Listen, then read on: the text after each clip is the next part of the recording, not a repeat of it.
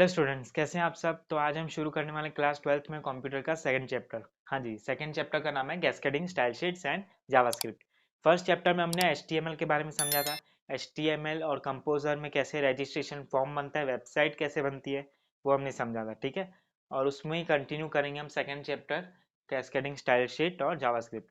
तो cascading style sheet मतलब कि सीएसएस वो क्या करता है, एचटीएमएल वेबसाइट को बनाता है और उसी वेबसाइट में अगर हमें अलग अलग स्टाइल्स देनी है, फॉन्ट स्टाइल चेंज करनी है, साइज बड़ी करनी है, छोटी करनी है, अलाइनमेंट सेट करना है, पेज कलर, बॉर्डर कलर, जो भी चीज़ें हम वर्ड में, MS word, Microsoft power point, वो सभी उसमें ही जैसे हम फॉन्ट को अलग अलग स्टाइल देते थे, वो सारी स्टाइल्स HTML में CSS के साथ अलग से होती है। HTML की फाइल अलग होती है, CSS की फाइल अलग होती है। HTML के रूल्स, उसकी लैंग्वेज अलग होती है, और CSS के रूल्स, सिंटैक्स, उसकी प्रोग्रामिंग अलग होती है। ठीक है, प्रोग्रामिंग मतलब कि कोडिंग, है ना। तो प्रोग्रामिंग और कोडिंग हमने अभी पहले चैप्टर में इंट्रोडक्शन में हमने समझा था कि प्रोग्रामिंग या फिर कोडिंग जो होती है वो दो तरीके से हो सकती है। एचटीएमएल के मैंने टैग्स आपको बताए थे बहुत सारे, और उसी में ही अगर कंपोजर में अगर हम यूज़ करते हैं एचटीएमएल लैंग्वेज को, तो हम टूल्स की मदद से डायरेक्टली हम कर सकते हैं। तो वही स्टाइल्स या डिज़ाइन जो प्रोग्रामिंग में होती है वो बिना कोडिंग के भी हो सकते हैं। मतलब कि फ्रंट एंड डेवलपर जो होता है ना, वो बिना कोडिंग के टूल्स का यूज़ करके भी वो प्रोग्रामिंग कर सकता है, डेवलपमेंट कर सकता है। और बैकएंड डेवलपर जो होता है वो प्रोग्रामिंग और प्रॉपर कोडिंग का यूज़ करता है। अभी HTML को यूज़ करने के लिए मैंने दो तरीके बताए थे, ऐसे CSS को भी यूज़ करने के लिए दो तरीके हैं। इस तरह से हम उसकी सिंटैक्स को यूज़ करके भी कर सकते हैं, और अगर कंपोजर में CSS का यूज़ करेंगे हम, तो सिंपली वो टूल्स की मदद से वो कंपोजिशन टूल बार में एक बटन आता है CSS का, उस बटन को यूज़ करके ही अलग अलग स्टाइल्स को सेट करके हम डिजाइनिंग कर सकते हैं वेबसाइट के अंदर। ठीक है, तो प्रोग्रामिंग में भी आप front end developer, back end developer, या तो फिर दोनों डेवलपर बन सकते हैं। कोडिंग आए तो अच्छी बात है, उसमें आप बहुत सारी चीज़ें डिटेल में कर सकते हैं। प्रोग्रामिंग नहीं आती है, टूल्स की मदद से आप डेवलपमेंट करेंगे तो आप एक प्रोग्रामर या डेवलपर नहीं कहलाएंगे। ठीक है, तो आपको इंटरेस्ट होना अगर हो तो अच्छी बात है। कोडिंग में, प्रोग्रामिंग में डिटेल में आप सिंटैक्स, रूल्स जो होते हैं उन सब के अंदर डिटेल में समझना चाहें फ्यूचर में तो अच्छे से समझ सकते हैं। ठीक है, अभी शुरू करेंगे CSS के बारे में, उसके सिंटैक्स में, और उसके मेन पार्ट्स क्या होते हैं। CSS के मेनली दो मेन पार्ट्स होते हैं, एक होता है सिलेक्टर, एक होता है डिक्लेरेशन। ठीक है, सिलेक्टर और डिक्लेरेशन। मैंने ये तो बता दिया कि CSS का फुल फॉर्म होता है कैस्केडिंग स्टाइल शीट, और उसके नाम से ही पता चलता है कि वो वेबसाइट में डिज़ाइन और स्टाइल अलग अलग प्रोवाइड करती है। ठीक है, तो अलग अलग स्टाइल के लिए कंप्यूटर को बताना तो पड़ेगा ना कि कौन सी स्टाइल और कहाँ पे स्टाइल देनी है, और उसकी कैटेगरी क्या है। समझो अगर कलर चेंज करना है तो कलर जो होगा, और कौन सा कलर, कलर एक स्टाइल है, और उसमें उस कलर की वैल्यू कौन सी है, ये दोनों चीज़ें उसमें डिक्लेयर करनी पड़ेगी। तो इसलिए CSS का दूसरा जो मेन पार्ट होता है वो डिक्लेरेशन होता है, और पहला मेन पार्ट होता है सिलेक्शन, सिलेक्टर। पूरे प्रोग्राम में HTML के पूरे मतलब पूरे वेबसाइट के पूरे पेज पे स्टाइल देनी है, या कौन से एक पार्ट में देनी है। समझो विकिपीडिया की कोई एक वेबसाइट ओपन कर ली, या फिर गूगल की कोई एक, मतलब गूगल कोई ओपन कर लिया, तो गूगल में सबसे पहले जो गूगल का नाम होता है उसमें अलग स्टाइल होती है। गूगल के हर एक लेटर की कलर और उसकी स्टाइल डेली चेंज होती रहती है, तो वो CSS की मदद से वो लोग करते हैं। ठीक है, तो पूरे पेज में स्टाइल चेंज नहीं होती है, सिर्फ उधर ही होती है, तो वो काम सिलेक्टर का होता है। सिलेक्टर बताता है कि सिर्फ इसी पार्ट में चेंजेस करने हैं, इसी पार्ट में स्टाइल लगानी है और इसमें नहीं। तो सिलेक्टर पूरे वेबसाइट के पूरे पेज में बताता है कि कहाँ पे सेलेक्ट करनी है, कहाँ पे नहीं। पूरे में करनी है तो पूरे में, तो वो नाम हम सिलेक्टर में लिखते हैं। और डिक्लेरेशन में कौन सी स्टाइल और उसकी वैल्यू, पेज कलर चेंज करना है तो सिलेक्टर में पेज कलर, फिर कौन सा कलर, और कलर सिर्फ चेंज करना है फॉन्ट का, या फॉन्ट की स्टाइल चेंज करनी है तो फॉन्ट स्टाइल, और कौन सी स्टाइल, टाइम्स न्यू रोमन। तो वो सारी चीज़ें सिलेक्टर में आती है, कर्ली ब्रैकेट के अंदर। डिक्लेरेशन में आती है, सिलेक्टर बाहर आता है।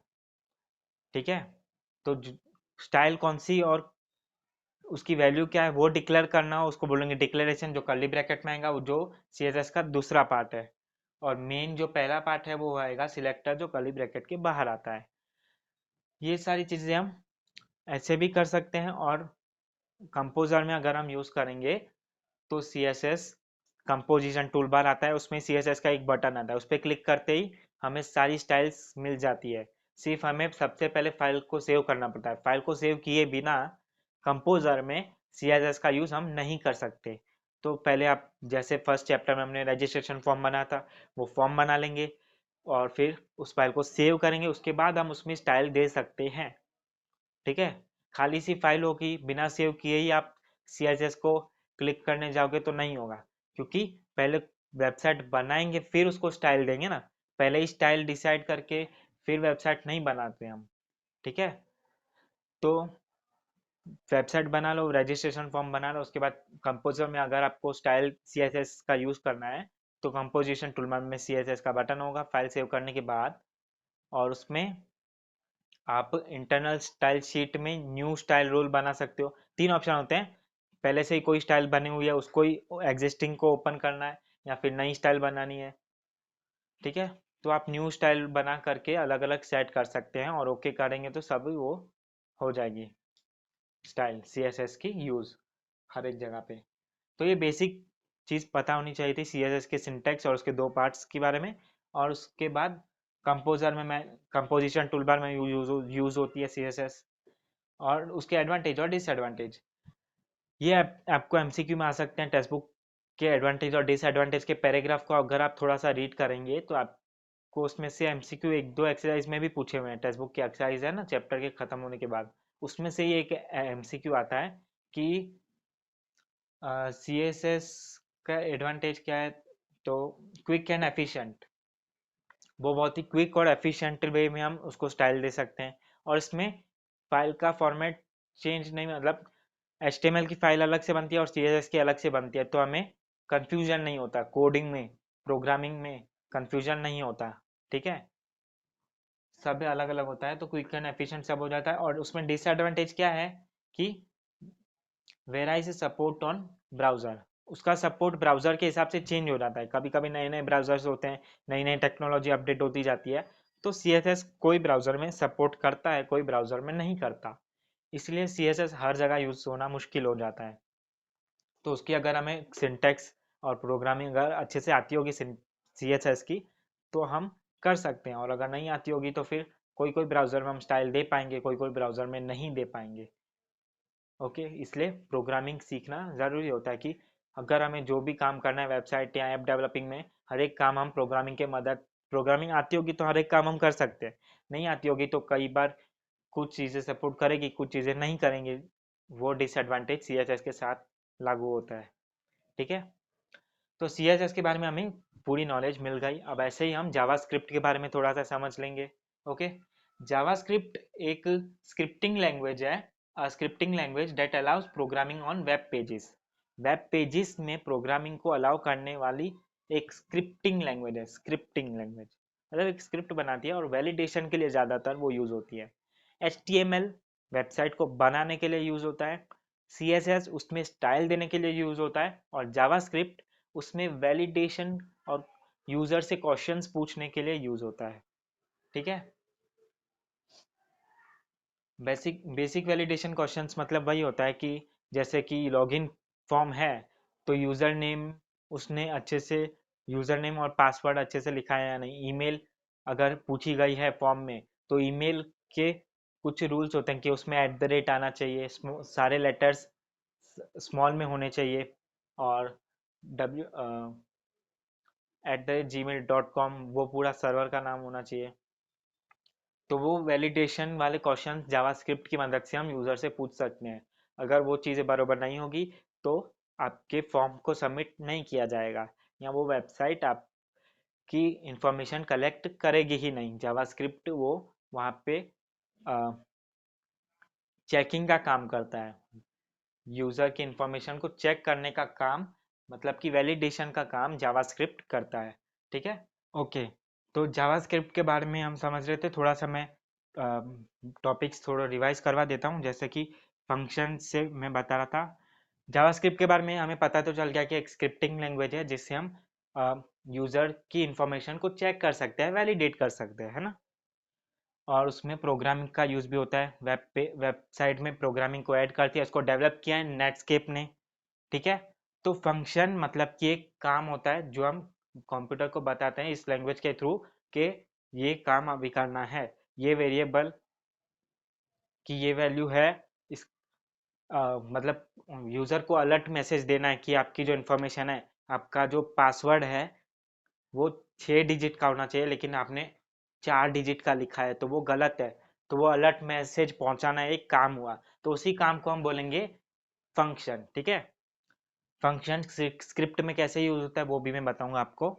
और फिर वेरिएबल की बात करें तो वेरिएबल मतलब अल्फ़ाबेट्स होते हैं बहुत सारे, ABCDEFG, जैसे हमारे लैंग्वेज में होते हैं ऐसे ही सारे अल्फ़ाबेट्स का यूज़ होता है। क्यों? क्योंकि उसको उस बहुत सारी डेटा को स्टोर करने के लिए यूज़ होता है। बहुत सारी इंफॉर्मेशन को स्टोर करने के लिए ये वेरिएबल का यूज़ होता है इस लैंग्वेज में। जैसे हम एग्जाम्पल के तौर पे वेरिएबल को समझने के लिए ले सकते हैं कि जैसे हम लोग एग्जाम्स के लिए बहुत बड़े बड़े क्वेश्चन आंसर्स को लर्न करते हैं, एक या दो से ज़्यादा, एक पेज का बड़ा क्वेश्चन आंसर है, 5 मार्क्स के 2 या 2 से ज़्यादा पेज के आंसर्स होते हैं, तो उसको लर्न करना हमारे लिए बहुत मुश्किल हो जाता है। तो हमारे माइंड के लिए भी इतना सारा डेटा एक साथ सेव करने में दिक्कत होती है। तो ये कंप्यूटर तो एक मशीन है। मशीन को बहुत सारी इंफॉर्मेशन स्टोर करने के लिए उसकी लैंग्वेज में हम बहुत सारे वेरिएबल्स का यूज़ करते हैं। वेरिएबल एक लॉक मतलब स्टोर स्टोर रूम की तरह यूज होता है उसमें, जिसमें बहुत सारी डेटा, बहुत सारी इंफॉर्मेशन को हम स्टोर करके वेरिएबल का यूज करके ही बता सकते हैं कि इस वेरिएबल के पीछे ये डेटा होगा। वो कंप्यूटर को खुद के समझने के लिए होता है, उसकी मशीन लैंग्वेज के लिए होता है। वो हमारे लिए नहीं होता है, वो कंप्यूटर के लिए होता है ताकि सारी चीज़ें अच्छे से एग्जीक्यूट हो जाए। ठीक है। बहुत सारी चीज़ें हम ऐसे ही दे देंगे बिना वेरिएबल के तो वो कंफ्यूज हो जाएगा। जैसे हमारा ब्रेन होता है ऐसे ही ये कंप्यूटर मशीन का भी सिस्टम होता है कि बहुत सारी इंफॉर्मेशन एक जगह पे स्टोर नहीं हो सकती, इसलिए वेरिएबल का यूज होता है। तो variable is a container for storing data. ये भी एमसीक्यू में आपको आ सकता है और टेक्स्ट बुक में एग्जैक्ट यही वर्ड्स आपको दिए हुए हैं वेरिएबल के पैराग्राफ के अंदर, कि variable is a container for storing data. Okay.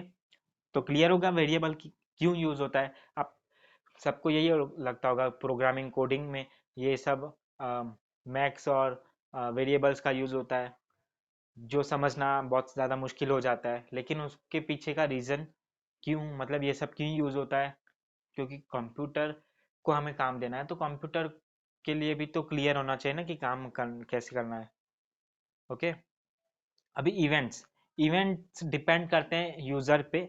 User कुछ भी एक्टिविटी करता है उस वेबसाइट में, माउस को क्लिक कर रहा है, कोई प्रोसेस को कैंसिल कर रहा है, अबोर्ट कर रहा है, वो सारी चीज़ें एक इवेंट बन जाती है। और इवेंट के अलग अलग नाम होते हैं जावास्क्रिप्ट की लैंग्वेज में। जैसे कुछ कैंसिल कर रहा है तो अबोर्ट, ABORT अबोर्ट, उसको हम इवेंट बोलेंगे। माउस क्लिक किया तो ऑन क्लिक, तो वो एक इवेंट हो जाता है। मतलब यूजर कुछ भी एक्टिविटी करता है उस वेबसाइट में, वो हर एक चीज एक इवेंट बन जाती है। ठीक है। और उसके बाद इफ स्टेटमेंट एक कंडीशन होती है, और वो कंडीशन अगर फुलफिल हो जाती है, ट्रू हो जाती है, तो स्टेटमेंट एग्जीक्यूट होगा उसके अंदर जो भी इंफॉर्मेशन होगी। और अगर नहीं होती है तो फिर वो वहीं पर ही रुक जाएगी और आउटपुट नहीं आएगी, और यूजर जो चाहता है वो उसको नहीं मिल पाएगा। ठीक है। तो इफ स्टेटमेंट वही है कि वैलिडेशन में काम आती है ज़्यादातर, यूज़र की इंफॉर्मेशन को चेक करने के लिए, रूल्स को एग्जीक्यूट करने के लिए इफ स्टेटमेंट का यूज़ होता है। अगर ये रूल आप फॉलो करेंगे तो आप आगे जा पाएंगे, नहीं करेंगे तो नहीं जा पाएंगे। बस हाँ या ना, ये कंडीशन को फुलफिल करने वाली है, काम करती है इफ स्टेटमेंट। ठीक है। स्क्रिप्ट में आपको समझाऊंगा मैं, एग्जांपल के तौर पे मैंने लिखा है। और यही जावास्क्रिप्ट को अगर हम कंपोजर में यूज़ करें तो हम डायरेक्टली फॉर्म और डिफाइन फॉर्म, जब फॉर्म बनाते हैं डिफाइन फॉर्म, उसमें ही एडवांस एडिट का एक बटन होता है नीचे। एडवांस एडिट बटन में हम जाएंगे तो उसमें जावास्क्रिप्ट इवेंट का टैब आता है, 3 टैब ओपन होते हैं उस विंडो में। जावास्क्रिप्ट इवेंट में जाकर हम उस सोर्स कोड का लोकेशन दे देते हैं और ओके करते हैं तो वो जावास्क्रिप्ट उसमें एग्जीक्यूट होना शुरू हो जाती है। लेकिन वो सोर्स कोड कहाँ पे बनाते हैं, ये पूरी जो स्क्रिप्ट होती है वो कहाँ पे हम लिख सकते हैं, तो वो कंपोजर में ही नीचे 3 मोड होते हैं ना। डिजाइन का मोड अलग होता है, स्प्लिट मोड अलग होता है और एक मोड होता है सोर्स का। तो सोर्स मोड में हम पूरे फाइल की HTML की कोडिंग प्रोग्रामिंग जो होती है वो दिख जाती है। उस HTML कोडिंग में ही head tag, HEAD head tag के अंदर script in source mode under head tag के बीच में सारी स्क्रिप्ट को हम टाइप करते हैं या फिर पेस्ट करते हैं और उसको सेव करने के बाद हम जावास्क्रिप्ट इवेंट में जाकर ऑन रिटर्न कर सकते हैं जो भी हमारा फंक्शन और फंक्शन का नाम उस जावास्क्रिप्ट इवेंट में हम लिखेंगे और ओके करेंगे तो हमारी जावास्क्रिप्ट वहाँ पे एग्जीक्यूट हो जाती है। तो बस आपको सिर्फ इसमें इतना याद रखना है कि जावास्क्रिप्ट कहाँ पे जाके हमें एग्जीक्यूट करवानी है और उसको कहाँ पे टाइप करना है सोर्स मोड में जाके हेड टैग के अंदर। और उसके बाद एडवांस एडिट बटन जो आता है डिफाइन फॉर्म में, वहाँ पे आपको जावास्क्रिप्ट इवेंट के अंदर उस फंक्शन का नाम लिख देना है बस एज इट इज़। और वो जो स्क्रिप्ट हम फॉर्म के अंदर वैलिडेट करते हैं वो सारी चीज़ें आपको एग्जैक्टली सेम टू सेम याद रखनी पड़ेगी। वो याद करना आपको मुश्किल लगेगा अगर आप कंसेप्ट को समझेंगे नहीं। अगर आपको स्क्रिप्ट समझ में आ गई तो बहुत ही सिंपल है, प्रोग्रामिंग कोई भी हार्ड नहीं है, सिर्फ एक कम्युनिकेशन और लैंग्वेज ही है और वो हमें बस उनके साथ कंप्यूटर के साथ बात करनी होती है। तो बस मैं आपको एक स्क्रिप्ट का एग्जांपल है शॉर्ट में वो समझा देता हूँ तो आपको इजीली समझ में आ जाएगा और याद करने में दिक्कत भी नहीं होगी। इसमें एक और मेथड होती है फोकस।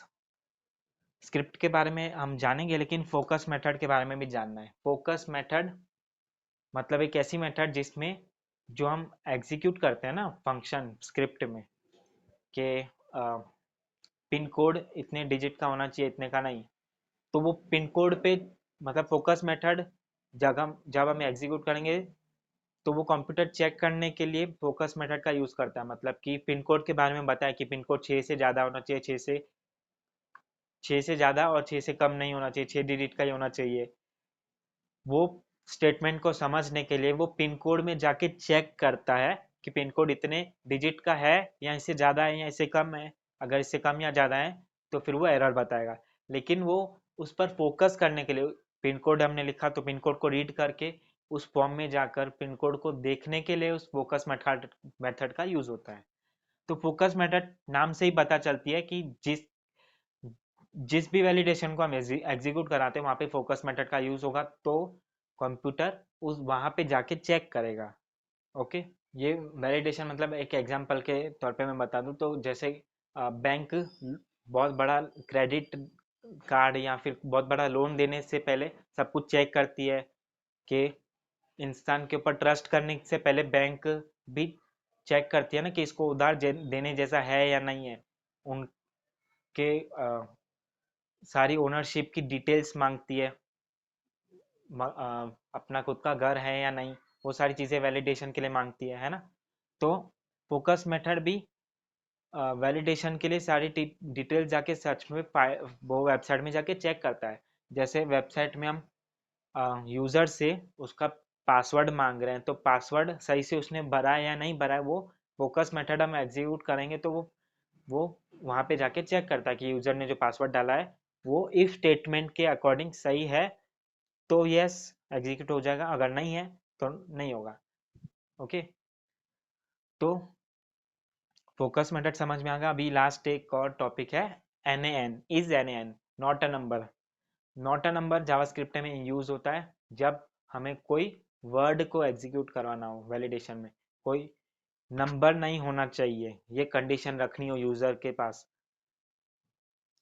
मतलब नेम जब होता है तो नेम में सिर्फ लेटर्स आते हैं, नंबर नहीं आते। किसी का भी नाम होता है तो लेटर्स ही आते हैं ना, कोई नंबर तो नहीं आते। तो नेम के वैलिडेशन में हम एन ए एन का यूज़ कर सकते हैं। एन ए एन एक ऐसा फंक्शन है जिसमें यूज़र नंबर का यूज़ नहीं कर सकता इंफॉर्मेशन देने के टाइम। तो ये सारी चीज़ें हमें याद रखनी है, कंसेप्ट हमें पता होंगे तो इजीली हम थियरी के एग्ज़ाम क्लियर कर सकते हैं। ठीक है, अब एक छोटा सा स्क्रिप्ट का एग्जांपल समझ लेते हैं। स्क्रिप्ट को भी हम ऐसे एंगुलर ब्रैकेट्स के अंदर टैग के थ्रू यूज करेंगे, क्योंकि ये भी HTML के हेड टैग के अंदर ही यूज होता है। ये आपको याद रखना है कि वेबसाइट में जावास्क्रिप्ट का यूज कर रहे हैं हम, तो HTML के हेड टैग के अंदर ही वो स्क्रिप्ट एग्जीक्यूट होगी। उसके बाद अगर आप टाइप करते हो या पेस्ट करते हो तो वो फालतू है। ठीक है, तो हेड टैग के अंदर ही स्क्रिप्ट का टैग आना चाहिए, शुरू भी और ख़त्म भी। ओके, और उसके बीच में ये सारी स्क्रिप्ट आती है। तो अभी हमारे फंक्शन का नाम है वैलिडेट फॉर्म। फॉर्म को वैलिडेट करना है, फॉर्म जो यूजर से हम भरवाने वाले हैं उसमें सारी इंफॉर्मेशन को चेक करना है, वैलिडेट करना है। ये इस स्क्रिप्ट का फंक्शन है, ये स्क्रिप्ट का काम है। ठीक है, और उसके बाद वी ए आर मतलब variable, variable x is equal to document dot js1 dot name dot value और फिर सेमीकोलन। तो इस पूरे सेंटेंस का मतलब क्या होता है, इसको हम प्रोग्रामिंग बोलते हैं, स्क्रिप्टिंग बोलते हैं। वे VAR मतलब वेरिएबल, वेरिएबल कौन सा, वेरिएबल मतलब अल्फाबेट्स, हम भी अभी हमने समझा। तो अल्फाबेट्स में से x alphabet as a container लिया है जिसमें हम इंफॉर्मेशन स्टोर करेंगे। तो वेरिएबल एक्स, अल्फाबेट एक्स में कौन सी इंफॉर्मेशन स्टोर करनी है, document dot js1 dot name. Document मतलब इस फाइल को हम डॉक्यूमेंट ही बोलेंगे। कौन सा डॉक्यूमेंट, JS1, उस फाइल का नाम। जो भी आपके फाइल का नाम हो, जो भी आपके फॉर्म का नाम हो, वही नाम आपको यहाँ पे लिखना है, डॉक्यूमेंट JS1 डॉट डॉट करके। मतलब कौन सी इंफॉर्मेशन स्टोर करनी है, ये मतलब एक डॉक्यूमेंट की इंफॉर्मेशन स्टोर करनी है। कौन से डॉक्यूमेंट की, तो ये नाम लिख देंगे उस डॉक्यूमेंट का। उसके बाद उस डॉक्यूमेंट में या उस फाइल में उसके अंदर कौन सी इंफॉर्मेशन स्टोर करनी है, क्योंकि पूरे डॉक्यूमेंट में बहुत सारी इंफॉर्मेशन होगी। तो बहुत सारी इंफॉर्मेशन ही एक ही वेरिएबल को हम नहीं दे सकते, उस पूरे में से भी हर एक इंफॉर्मेशन अलग अलग वेरिएबल को देंगे हम। तो एक्स वेरिएबल को इस फाइल की कौन सी इंफॉर्मेशन स्टोर करवानी है, तो सिर्फ नेम की, नेम की वैल्यू, नेम की जो भी वैल्यू होगी वो सीधा स्टोर हो जाएगी एक्स वेरिएबल के कंटेनर के अंदर। ओके, ऐसे ही वाई में भी variable y is equal to document dot js1 dot pin code dot value. इसमें js1 फाइल नाम की, js1 नाम की एक फाइल है जिसमें पिन कोड की जो वैल्यू है वो वेरिएबल y में स्टोर हो, और उसी फाइल में नेम की जो वैल्यू है वो वेरिएबल x में स्टोर हो। ठीक है, और उसके बाद इफ स्टेटमेंट लगा दिया, if x is equal to null and, अगर, और मतलब और होता है ये जो दो पैरेलल लाइन्स हैं उसको हम और की तरह यूज करेंगे। x is equal to null, if x is equal to null और x is equal to empty. Null मतलब खाली, अगर x की इक्वल टू नल मतलब x की वैल्यू, x इक्वल टू मतलब वैल्यू, तो x की वैल्यू अगर नल है, या फिर नल को भी हम ऐसे भी लिख सकते हैं, कर्ली ब्रैकेट और बीच में कुछ नहीं मतलब खाली है, मतलब नल है, नल मतलब खाली। तो x की वैल्यू नल है, ऐसे लिखो या ऐसे लिखो, दोनों तरीके से लिख के बताएंगे ताकि कंप्यूटर कंफ्यूज ना हो। ठीक है, अगर x की वैल्यू नल है, खाली है, तो क्या अलर्ट अलर्ट जाना चाहिए। अलर्ट भी एक फंक्शन है, मतलब कि एक मैसेज पहुंचाना है यूजर के पास। ठीक है, तो अगर x की वैल्यू नल है तो अलर्ट जाएगा, please enter the name. x मतलब कौन सा, x में x मतलब क्या समझेगा वो, यूजर का नेम, मतलब कि वो फाइल में नेम की जो वैल्यू है वो x के साथ कनेक्ट हो गई। x लिखते ही कंप्यूटर को पता चल गया कि x तो नेम है, तो अलर्ट जाएगा एंटर द नेम। अगर x खाली है, x क्या है, नेम की वैल्यू है, अगर नेम की वैल्यू खाली है तो यूजर को बोलेंगे भाई नेम की वैल्यू खाली है, आप नेम फिल करो इस फॉर्म के अंदर, नेम खाली रहना गलत बात है, कंपलसरी आपको नेम भरना ही पड़ेगा। बहुत सारे फॉर्म फॉर्म होते हैं ना, उसमें ऊपर स्टार लगा होता है, स्टार क्वेश्चंस पे, स्टार मतलब कंपलसरी आपको वो इन्फॉर्मेशन फिल करनी ही है। और यही चीज़ अगर आप वेबसाइट में किसी से भरवा रहे हो तो उसमें स्टार लगा हुआ होता ही है, स्टार भी बताने के लिए, लेकिन स्टार नहीं लगा हो तो ये जावास्क्रिप्ट का वैलिडेशन काम आता है, जिसमें यूज़र की वैल्यू एम्प्टी है तो ये अलर्ट चला जाएगा। और उसके बाद क्या प्रिंट मतलब लिखना है हमें, document dot js1 dot name dot focus. ये अलर्ट जाएगा तो सही, लेकिन पूरे में फिर नहीं अलर्ट जाना चाहिए ना, सिर्फ नेम के ऊपर फोकस करके जाना चाहिए। नेम वाला अलर्ट है तो सिर्फ नेम के ऊपर फोकस करना है, इसलिए फोकस मेथड का यूज हुआ, ताकि कंप्यूटर ये अलर्ट हर एक इंफॉर्मेशन के लिए प्रिंट न कर दे, सिर्फ नेम के लिए प्रिंट करे। तो अगर x की वैल्यू खाली होगी तो नेम पे फोकस करेगा और ये अलर्ट प्रिंट करेगा और रिटर्न करेगा फॉल्स। फॉल्स मतलब कि यूजर ने फॉर्म फिल नहीं किया, जो कंडीशन थी if की वो फॉल्स हो गई। और अगर इंफॉर्मेशन फिल करता है, नेम कुछ लिखता है वो, तो रिटर्न में आ जाएगा ट्रू।